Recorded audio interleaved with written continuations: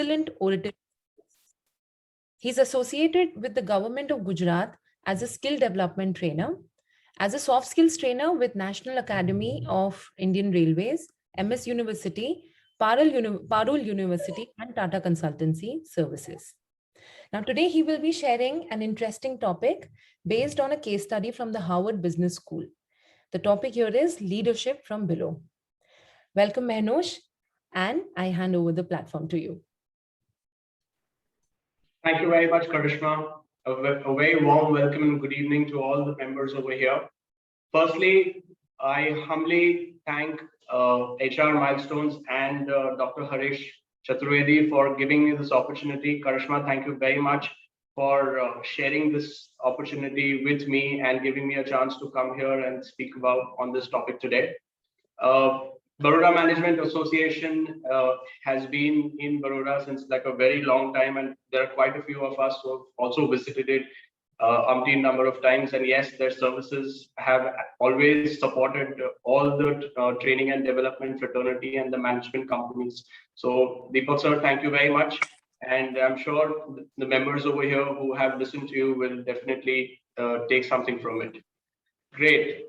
For our topic for today, which is leadership from below. So when Karishma approached me and she asked me about this platform, and she shared that there is something that we would like to do, and I was wondering that we've always done a lot of things on soft skills and the regular training workshops that we do on the topics.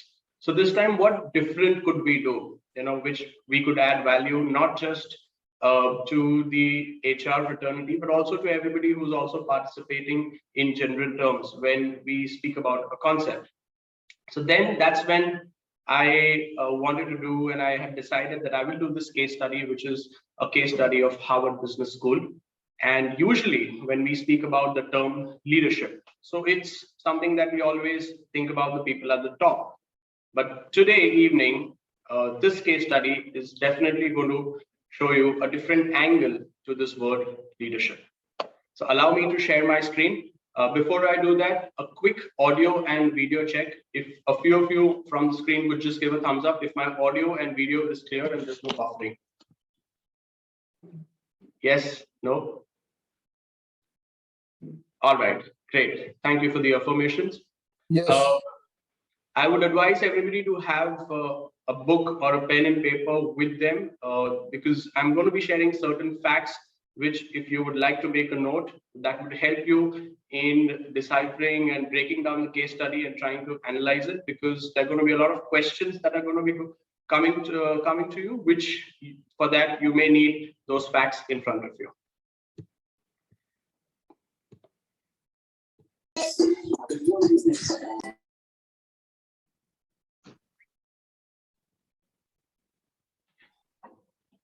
All right. Is the presentation viewed by everybody? Yes. Is the screen share visible? Yes. Yes. Yes. All right. Great. Thank you very much. Yes. Before I begin, an acknowledgement and gratitude to this gentleman over here, Mr. Rohit Deshpande. He is an American economist and currently the Sebastian Kresge Professor of Marketing at the Harvard Business School. He is the man behind this research which has been done, and he brought this research out to the general public in one of the TED Talks that he had conducted. We are going to be viewing a clipping of that TED Talks in different parts, and that's when we are going to dive deep down into the case and try to analyze and understand the different angle which he was trying to show from this case. So Mr. Deshpande is a great person in terms of his knowledge, his wisdom, and the learnings that he's shared. He's written many articles from the Harvard Business School, and this one today is on leadership from him. So as I said, often whenever we talk about the term leadership, most of the time it's always we're speaking about the top management, we're speaking about people who are heading the organization, the CEOs, the COOs, the CFOs. the director level people, and then from there it trickles down to the senior management, the HODs, the head of the departments, the senior managers, and then that's when it comes down to the mid-level managers, and then it comes down to the junior level managers.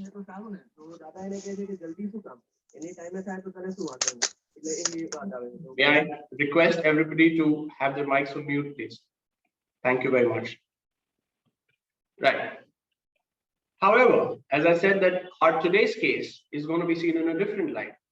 Our today's case talks about leadership from bottom up instead of the top-down approach. The case that I'm going to present to you happened in the year 2008.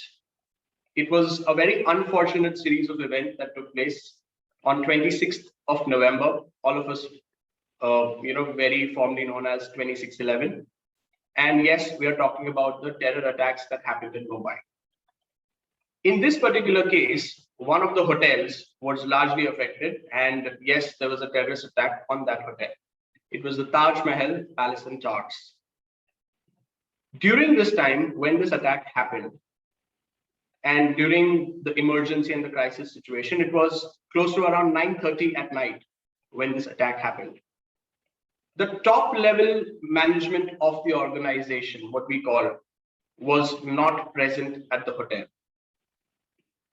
So whatever took place in the series of events during that time, during the havoc that was created by the terrorists in the hotel, was all taken, was all dealt with, was all handled, was all, tried to solve the whole thing and take care of the situation, or fought by the people whom we look at from the bottommost people at the ladder to the mid to top.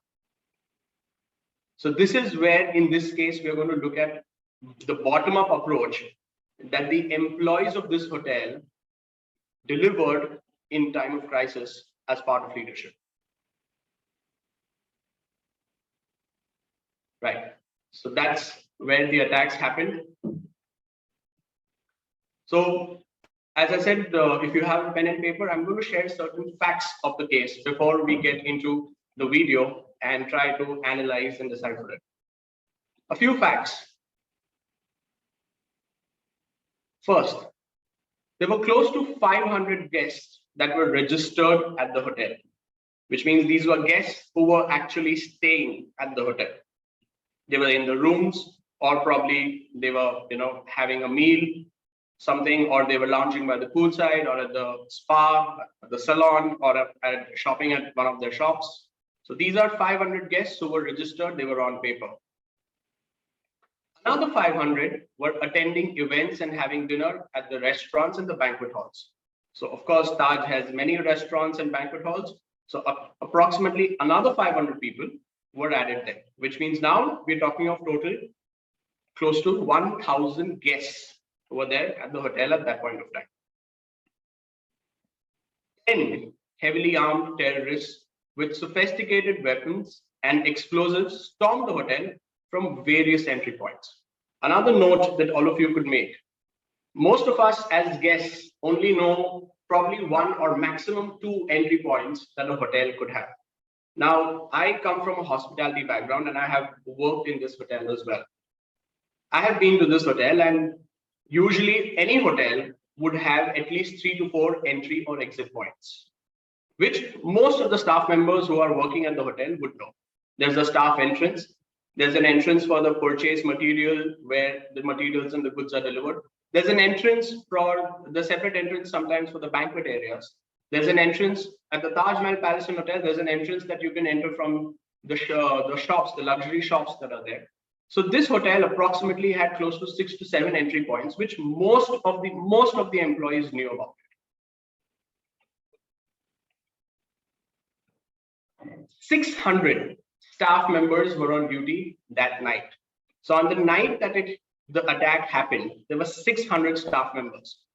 So on an average, we're talking close to 16 to 1700 people who were in the hotel, out of which 1,000 were guests, which means there were definitely more in numbers, and another 600 were staff members.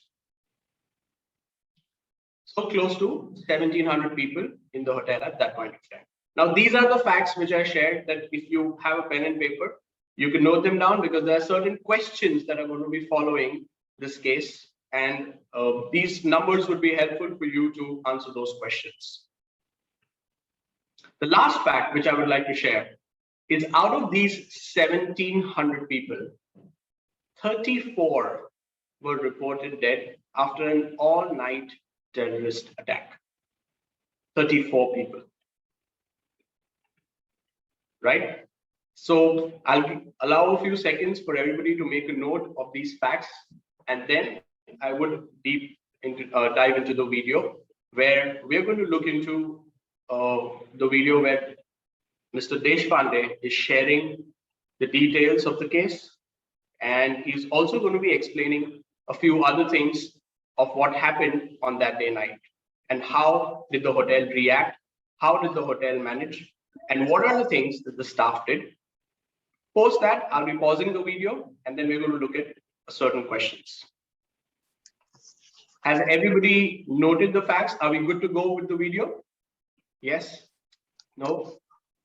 Or you could just take a screenshot if you're on your phone. That also would be fine. All right. Yes.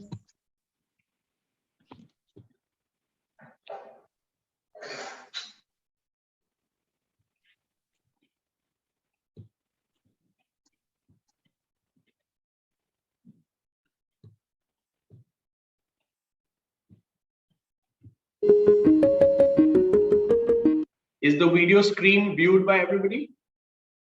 Yes. Great. Thank you.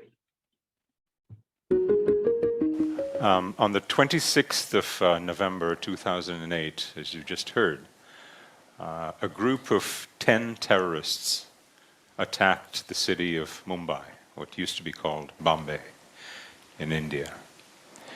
They broke up into teams to attack about a dozen different locations. One of those locations was the iconic, beautiful, 103-year-old Taj Mahal Palace Hotel in South Bombay.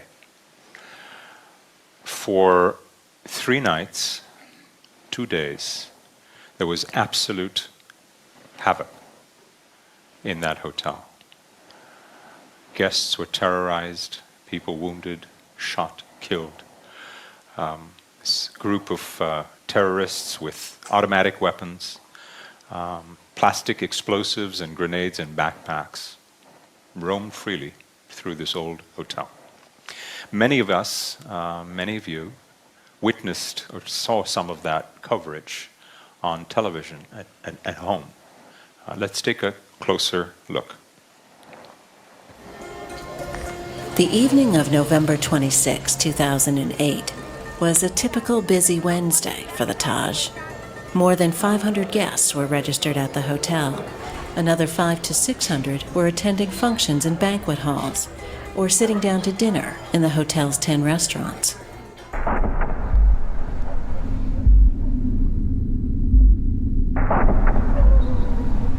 Shortly after 9 p.m., an explosion rocked the Leopold Cafe just around the corner, less than 200 meters from the Taj. 2 young men pulled out automatic weapons and began firing. Crowds at the Gateway of India and along the street in front of the Taj panicked, many rushing the doors of the hotel. In the ensuing chaos, 2 heavily armed terrorists circumvented the metal detectors and entered the lobby. They were soon joined by the 2 attackers from the Leopold, who broke through a back door. 9:35 or 9:40 was the first call I got from one of my chefs. And I think some shooting is taking place. A person has been shot dead outside my restaurant. Then we heard another gunshot, and I told him on the phone only, I said, just close all the kitchens, all the restaurant doors. They were banging the door. They were alerting everyone, come out, otherwise we'll shoot you. There were few guests who they were scared and they came out by putting their hands up, and they started hitting them, they started harassing them. It was horrible. The situation, the entire scenario was very scary.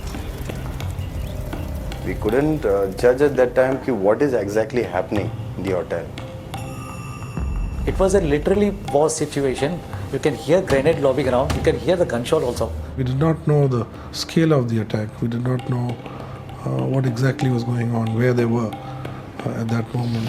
And there was total chaos. My colleagues were trapped with guests in various places, asking me what should we do next. So picture what's happening inside that hotel. There are 500 guests who are registered at that hotel this night of 26th November. There are an additional 600 or so guests who are in various restaurants, attending various banquets and functions.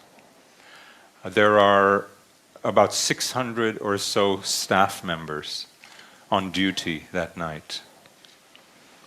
Young people, many of them very young, 20, 30-year-old. Some of them, the staff members had only been working for a few years at this hotel. Many of them fathers and mothers, the sole breadwinners in their families with children at home waiting for them. One of the things, we don't know a lot about the detail about what happened there, but one of the things we do know is that all 600 of these employees knew all the back routes. They knew the exits, they knew the entrances, they knew the hallways, the kitchen galleys. In other words, they knew how to get out and how to get out fast. All the research we have in psychology would tell us that the natural human instinct at a time of terror like this is to flee. So think about it, what you would do. All right, so here I would like to pause and ask a few questions to all of you.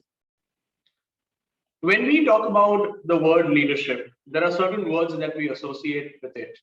Words like responsibility, words like commitment, words like taking charge, words like taking ownership, ownness, and working for the organization. Like you don't work for that organization, but you actually own that organization. And to a certain extent, all of us believe that these things are more strong and are more prevalent in people who are at the top level, people who are the founders of the company, or people who have been with the organization for like a long period of time. Like those who have spent, like 10 years, 15 years, 20 years. And I've been to this hotel, and this hotel has a long legacy and history. It's over 100 years. So over there, when you are working at Taj, and if you say it's been 5 years that you've been working, it's like, oh, you just come to the hotel, because you have people who've been working for that hotel for 20 years, 25 years, 30 years as well. And they say the Tatas and the Taj have a very low attrition rate when it comes to their hospitality sector or any other sector, because they really take good care of their employees. All right. So here, as Mr. Deshpande asked, and the questions that I'm going to ask you. First, and anybody could feel free to share their views, what they would like to in the chat box. So the first question is, out of the 34 people who lost their lives, what would be the ratio of the staff and the guests in the hotel? Which we now know that there were 1,000 guests at the hotel, and there were around close to 600 staff members. So what would be an average ratio of those 34 people? Would there be more staff or would there be more guests? You could write your answers in the chat box for everybody to view, or you could just make a note in your own book as well, because ultimately we are going to look into the real facts. Another question to ponder and introspect.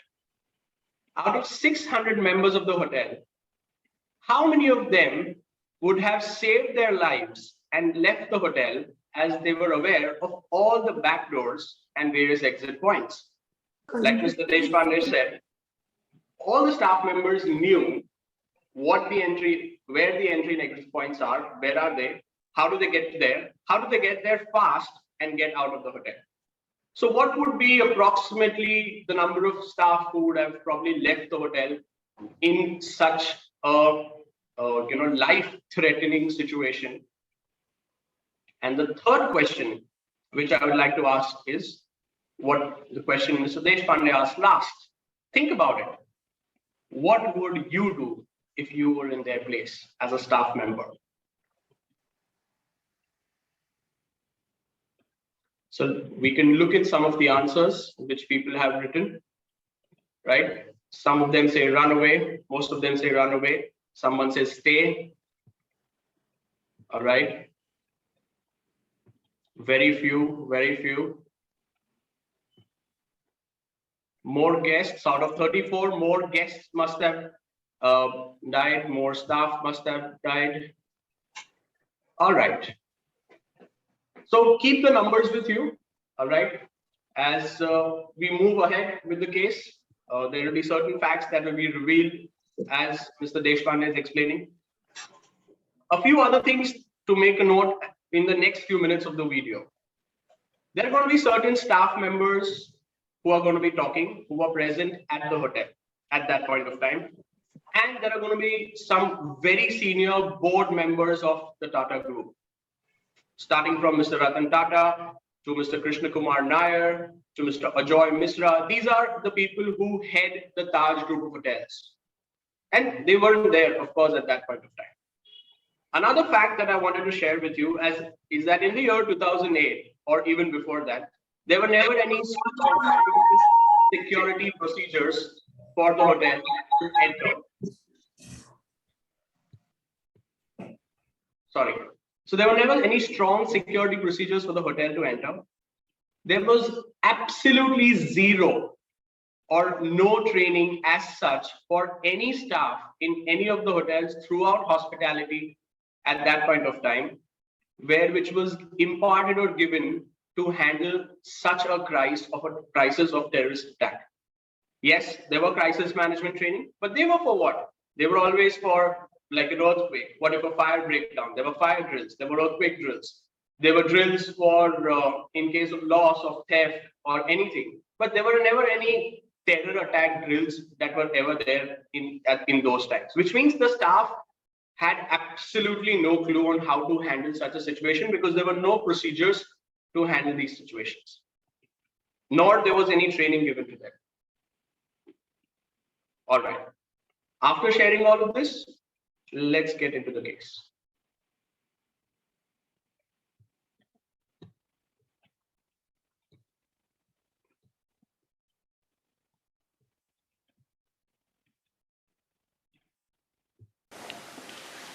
So when I teach this case study at Harvard, I ask my students, I say, how many of these employees do you think fled and how many of them do you think stayed?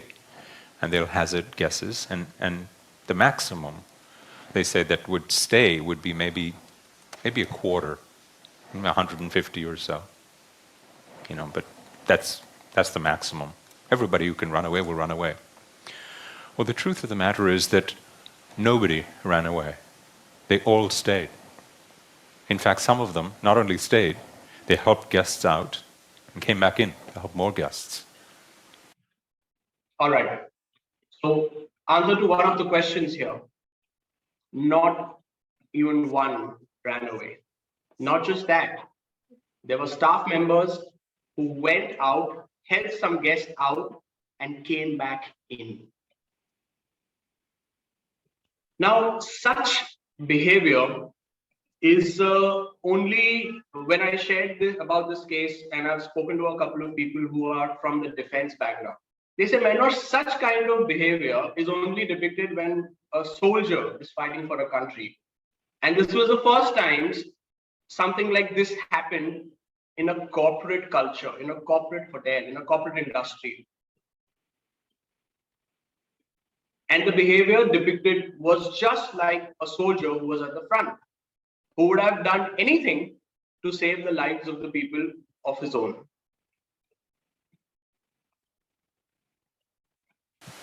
It's an amazing story. These are some of their stories.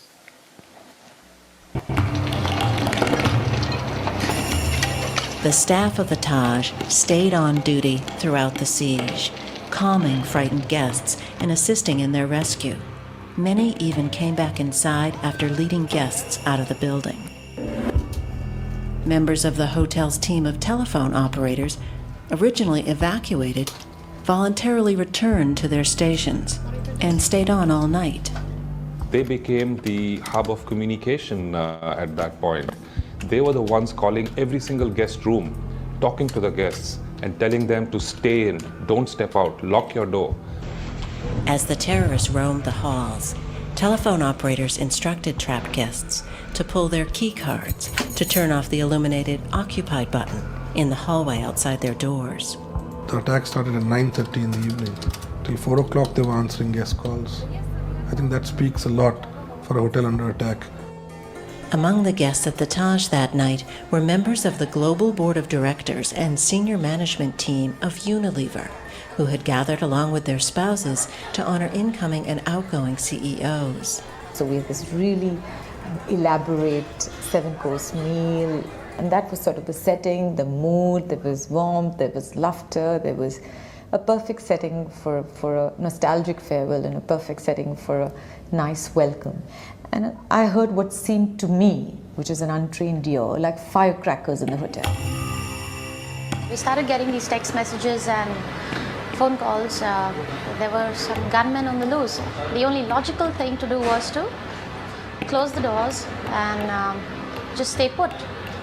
Malika came to us and said, we think there's a problem. We're not sure what exactly it is, but I request all of you to be on the ground right now. The level of calm and composure that the staff displayed was amazing. It was absolutely amazing, because they had the presence of mind to even advise us, saying, couples, please separate, don't stay at the same place, just be in different corners of the room. 65 lives at stake, so can't take a chance. So obviously we were in touch with security all the time and had a lot of alcohol in the room, so that helped a little.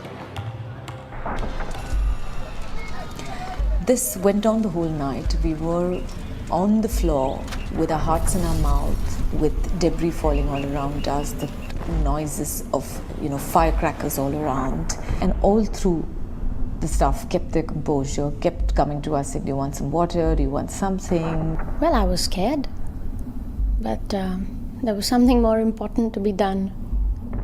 And this went on till 4 or 5 in the morning, when the room filled with smoke. So we had no choice but to find a way to escape. The entire corridor outside the hall was on fire, so there was no way we could get out. The fire guys were outside and they were dousing the fire on the 6th floor. And we happened to see Mr. Kang downstairs as well. So he sort of ushered the fire guys to us. We sort of climbed onto the ledge and did some stuff which in today's normal day I wouldn't be able to do, but we sort of came onto the ledge, climbed down to the ladders which by then the fire brigade people had come. The staff insisted that we would go first, guests would go first. And they kept like that till all of us had come down, and then they all came down. Well, in a way, because I was there, I was looking after the function, I was responsible. I could have been the youngest in the room, and I know at one point of time I was the youngest in the room, but I was still doing my job. The easiest thing for our staff to do at that point in time was to drop whatever they were doing and run out of the hotel. Not one did that. Not one. I come from an army background, not myself but my father, he retired as a general in the army. And he often used to say, when I was even appointed here as the general manager, he used to often tell me that you are now like the captain of the ship. And I think that's the way you think, that you are the captain of the ship, and you have to be the last one to leave, and if it sinks, you sink with it.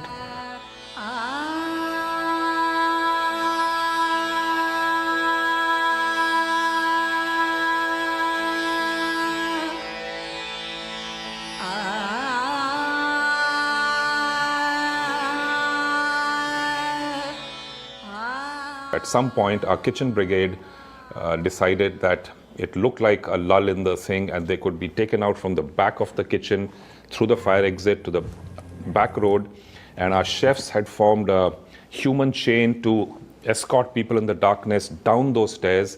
And as hundreds of them were being evacuated, somehow 2 of those terrorists got to know that this was happening. And the terrorists arrived there and saw these chefs lined up, herding people away, and there was mayhem. They cut loose, and that's where we lost our biggest numbers there. We had 5 or 6 of our chefs gunned down, but they took the bullets. Said that they risked their lives in just making sure the guests were safe. I don't think we would have made it out of the hotel without the support, the assurance, the constant, service orientation that the staff provided, without doubt, which is why we will continue to be so grateful to them. I can't explain it.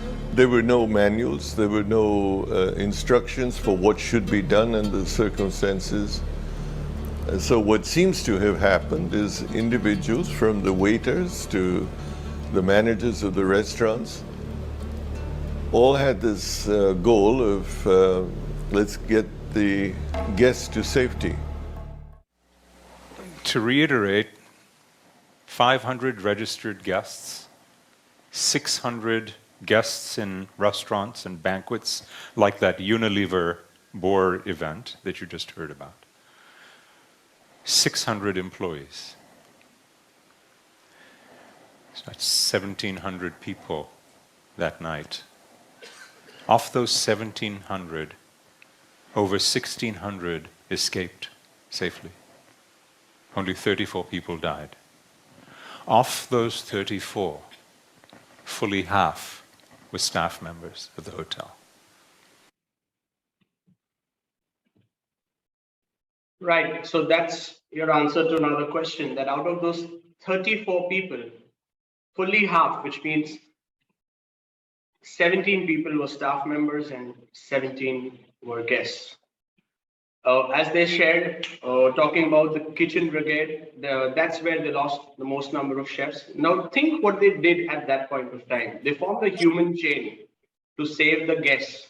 They took the bullets on them and they let the guests escape. Malika Jagad. Now, why I'm talking about Malika Jagad over here, because I know her as a colleague. We've worked together, we've trained together. She was 24 years old, which means at that point of time when she had joined Taj, it was just about 2 to 3 years. She was the banquet manager, handling one of the most prestigious functions at that point of time, which was an incoming and outgoing ceremony of the CEOs of Unilever, one of the biggest companies in our country and worldwide. Which means the top management of Unilever was present over there for the ceremony. The VPs, the people who head the organization. Malika Jagad was just 3 years old in the organization. 3 years. And position of a banquet manager, probably you could say junior to mid-level, would fall in the organizational hierarchy or the chart when we talk. The things that people spoke about them, the calm, the composure, the responsibility. The last words what Malika Jagad spoke in this video, she said, I know I was the youngest in the room, which she was, but still she was responsible for those 65 lives. Why? Why was she responsible? What did Taj do to her for her to have this feeling of feeling responsible at that point of time? So a few other questions come to my mind when I see these last few minutes.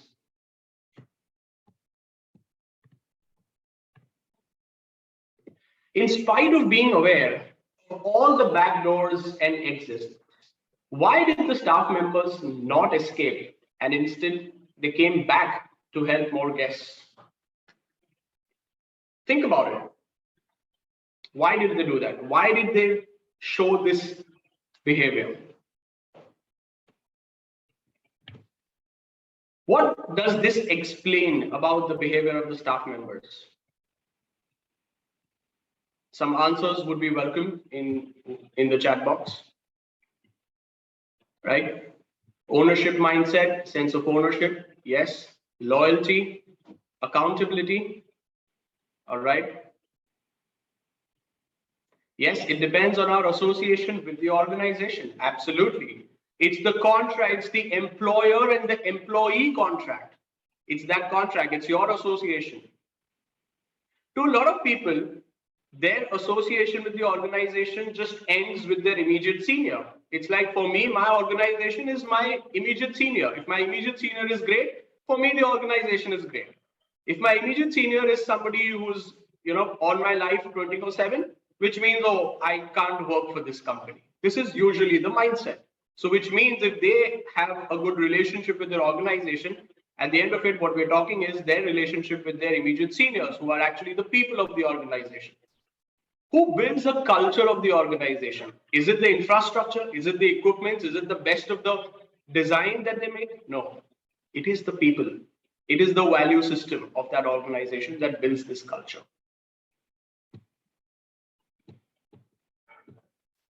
Sense of belongingness. It's an integral part, OAR, an integral part of the Taj Group. Yes. Great. And my last question is, what do the Taj hotels do different with their staff members that probably other organizations aren't being able to cope, that this kind of behavior was depicted? So to answer these questions, let's again go back to the video and see what Mr. Deshpande did. So when they went to the with all these questions to the Taj, to the top management, of course, and you saw most of them speaking, none of them from Mr. Tata to Mr. Mishra, Mr. Nair, none of them had any answers to it. That why did their staff behave this way? They said, we don't know. We haven't trained them. There is no procedure for it.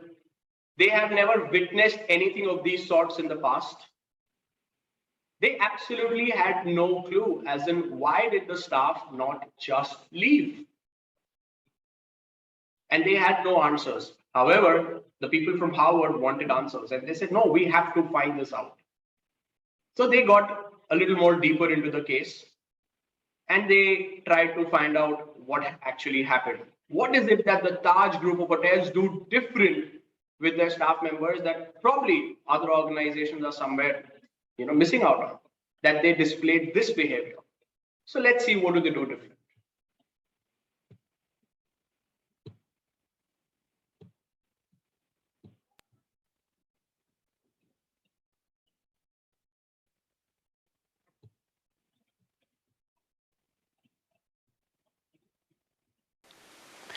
So when we were working on this case study, I asked senior management how this happened, why this happened, what explains the behavior of their staff. And these are young people.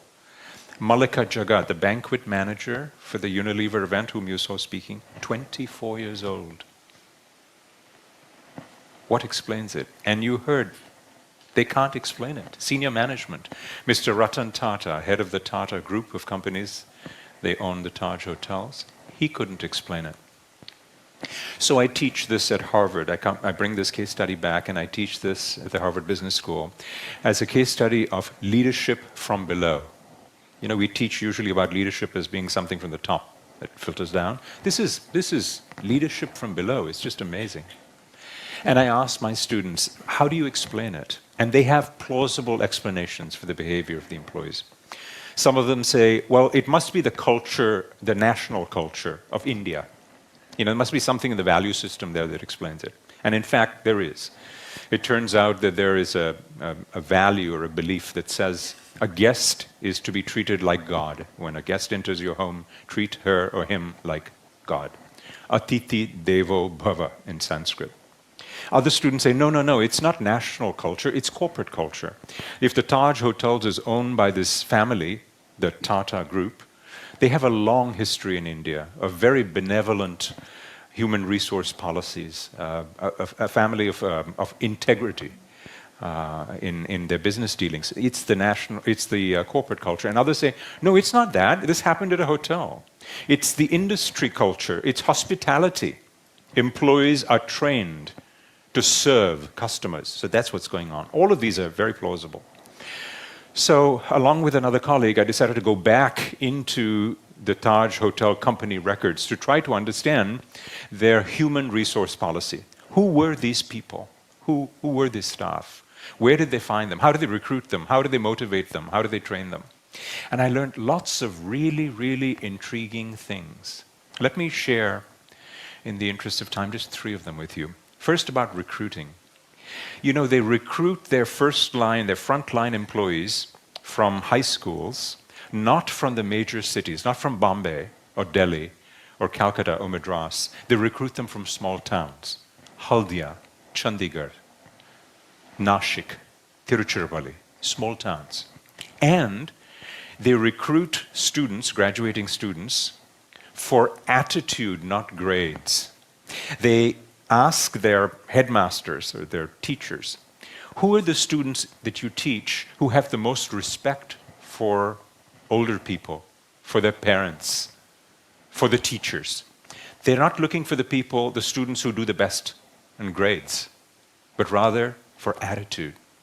Then training. This is fascinating. You know, you've heard of brand ambassadors. Lots of companies, many organizations perhaps that you represent, train their frontline staff to be ambassadors for the brand, for the company. You know what they do at the Taj hotels? They train their frontline employees to be ambassadors for the customer, for the guest. It's very different. It's counterintuitive. They call them guest ambassadors. They believe frontline employees should be the voice of the client, of the customer, of the guest to the company. And third, and perhaps most importantly, their motivation system, their reward system, incentives, is not just monetary. They pay about average, little above average in that hotel sector in India. But they reward people with recognition, personal recognition. So when an employee does something that delights customers and the guest writes a note, within 48 hours that employee is recognized. 48 hours. They don't have to wait for a Diwali or a Christmas bonus. It happens within 48 hours. Amazing. In fact, they won the International Hermes Award for an innovation in human resource management for this STARS program. So let me close by asking you to think a little bit about the lessons that you take away from this company far away on the other side of the world, the things that we can learn here in America, that we can bring home, that we can scale to American businesses, American organizations. Things like the way customers are treated, building a customer-centric, guest-centric corporate culture, organizational culture, rethinking the relationship, the contract between employer and employee. And finally, let me close by saying this is an amazing, inspirational story that something that was supposed to be a symbol of terrorism is today a beacon of hope. Thank you.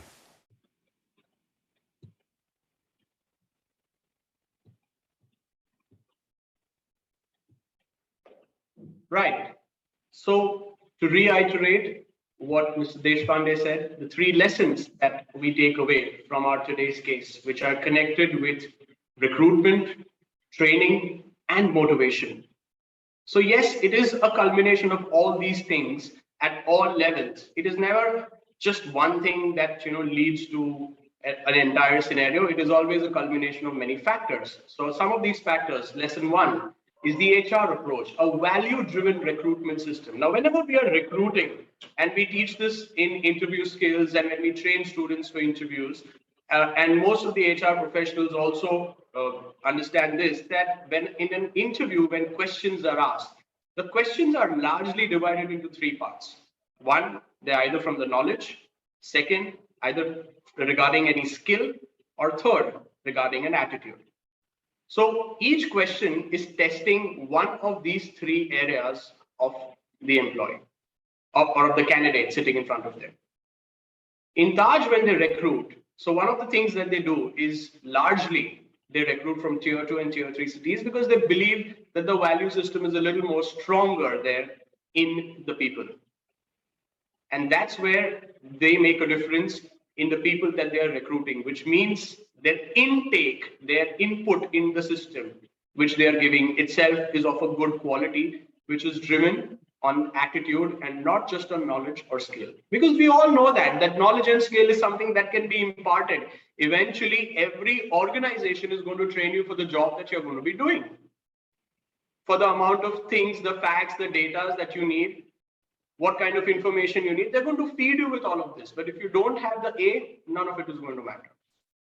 The second point is training customer ambassadors. So staff members, and this is where he says, most organizations train their employees to be brand ambassadors, where people then talk about their brand, that, okay, we are the Taj and we speak this. No. At the Taj, and this is something that I've experienced and I've seen, and most of the people who work at the Taj also say that it is always the guest who is given importance. So it's like today in the lobby, if Mr. Tata is walking in from his car and going towards his office, it is never that the entire staff from the lobby comes and only pays attention, oh, Mr. Tata is here. No, they are doing their duty, what they have to do with their guest. For them, they are trained that way that Mr. Tata is not your priority. The guest is your priority. So they are driven for the guest. At any level, if you go and you tell your management and the organization that this is what the guest demands and that is what needs to be fulfilled, that's it. Nothing else matters to them.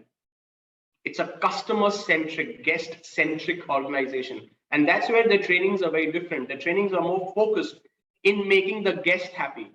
Because in turn, if your guest is happy, the organization is going to grow, the organization is going to grow, they're going to do well in the business. And I guess that's what they are doing since past 100 years. And lastly, connected with the motivation of the employees is a strong, consistent reward system.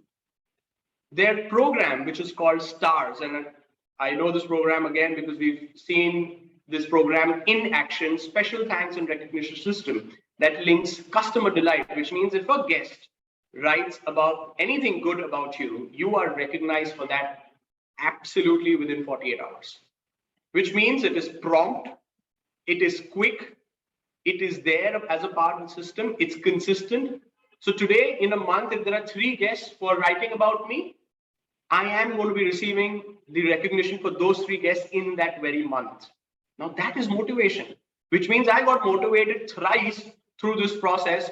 It could be by my senior managers, it could be through a small get together, it could be with a certificate, it could be something in terms of a raise, anything, but there is a recognition system in place. Amazing. So some of these points got extracted in the lessons that came out, that why did the staff members, in spite of being not experienced, in spite of not the top management being there, in spite of not having that many years of service with the organization in terms of what you call loyalty, accountability, in terms of ownership, all the factors were against them. No training given, no procedures, no SOPs, no protocols, nothing. And still, they managed to pull this through. They still managed to get most of the guests out. They still managed to save the day, not just for the guests, but for the organization. And the intent of this heinous act was to destroy this marvelous piece of monument which had a legacy. However, today, it is looked in a much higher, in a much stronger light because of the act of the employees who displayed this behavior as leadership from below. So I conclude by saying, let us all awaken the leader within and the millions of lives that we are going to touch. Thank you very much for this, and this is where I conclude. Thank you, Meheronsh. Great. Thank you, Meheronsh, for this knowledge-centric session that was designed for us to have a different